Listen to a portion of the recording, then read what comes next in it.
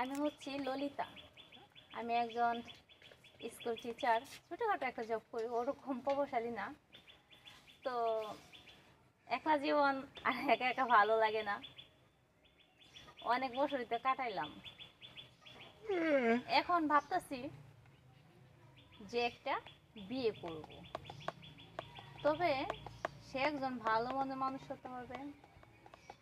আমি দেশি ভাইদেরকে দেখছি যে যারা বিয়ে করে তারা ঠিক মতো বউ মানে দেখশন করে না, তাদেরকে সুখ দেয় না, সব সময় অসুখী রাখে। তাই আমার পরিকল্পনা একটু অন্যরকম, যে আমি একজন প্রবাসী ভাইকে বিয়ে করব। যদি সম্ভব হয় তাহলে অবশ্যই আমার সাথে যোগাযোগ করবেন। আর কিছু কথা আপনাদের মাঝে তুলে ধরতেছি। আমার ভাই নাই, আমরা তিনটা বোন। আমার বাবা নেই, আমার মা আছে। আমার মা এখন নানির বাড়িতে থাকে। আমার বাবা ছোটোবেলা মারা গেছে, আমাদেরকে ছোটো রাইখা। যখন আমার বয়স 12 বছর তখন আমার বাবা মারা যায়। আর আমার এক ভাই বোনের বয়স, আমরা তো 3 বোন, বয়স হচ্ছে একটা 7 বছর, একটা 4 বছর, একটা 9 বছর, এরকম রাইখা মারা যায়। তখন আমি ছোটোখাটো প্রথম আমি মানুষের বাসায় কাজ করছি, আমার আম্মু কাজ করছে, কাজ করে করে আমাদেরকে এত বড় বানাইছে। এখন আমি 5 বছর ধরে আমি কর্ম করে, ছোটোখাটো একটা জব করে আমার সংসার আমি চালাইতেছি। তো আমি বিয়ে করব। যদি এমন কেউ থাকেন প্রবাসী ভাই, তাহলে অবশ্যই জানাবেন। আচ্ছা, আপনার পরিবারে কে কে আছে? আমার পরিবার বললাম তো, আমার এক মা আছে আর আমরা 3 বোন। বাবা নেই, বাবা মারা গেছে ছোটোবেলা। হুম, বর্তমানে আপনি জানি কি করছেন বললেন? স্কুলের টিচার। বিয়ে শাদী কি এখনো হয় নাই না? বিয়ে শাদী এখনো করি নাই।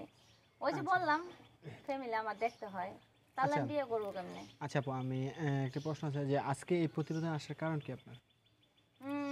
আসলে মূল কথা হচ্ছে যে প্রতিবেদনে আমার বান্ধবীরা যারা ক্লাসমেট ছিলাম, তারা বলতো যে অনলাইনে নাকি ভালো ভালো ছেলে পাওয়া যায়, ছেলে খুঁজতে হয় না, অতি শীঘ্রই মিলে যায়। তাই আমি কিউট কিউট ছেলে খুঁজতেছি, যে মনে করেন আমার জীবন সঙ্গী হবে। আমি আগে কথা বলবো, কথা বলে যাচাই করে দেখব যে তার মন মানসিকতা কেমন, হুম, সে কেমন মনের মানুষ, সে দেখতে কেমন, তার চলাফেরা কেমন, সে কি নেশাপানি খায় নাকি সাধারণ একটা মানুষের মতন। এটা আগে আমি দেখবো, তারপর বিয়ে করবো। বুঝতে পারছি। তো আপনার সাথে যোগাযোগ কীভাবে করবে? তো আমার সাথে যোগাযোগ করতে পারবে একদম সহজ উপায়। আমার সাথে যোগাযোগ করতে হলে এই ভিডিওটি না টেনে সম্পূর্ণভাবে দেখতে হবে। দেখার পরে শেয়ার অপশনে ঢুকবেন, ঢুকার পরে ক্লিক করলে ওখানে দেখবেন আমার হোয়াটসঅ্যাপ ইমো নাম্বার দেওয়া আছে। আপনারা চাইলেই আমার সাথে যোগাযোগ করতে পারবেন ফোনে। আচ্ছা আপু, হুম।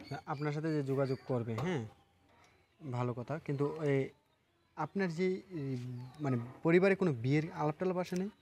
হ্যাঁ, অনেক কথাবার্তাই তো হয়েছে, বিয়ের আলাপ আলোচনা তো হয়েছে। যখন আমার 16-17 বছর তখন থেকে অনেকে অনেক রকম কথাবার্তা বলছে, কিন্তু আসলে আমার মা টাকা পয়সার জন্য বিয়ে দিতে পারে নাই।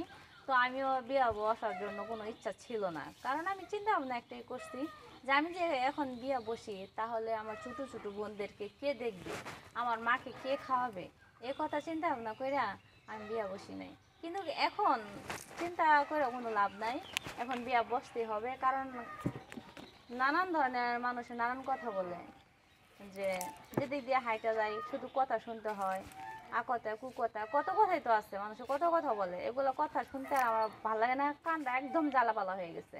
তাই ভাবছি এখন বিয়ে করব। এখন বিয়ে করবেন? হুম। এত বছর তো সিঙ্গেলই থাকতে পারতেন।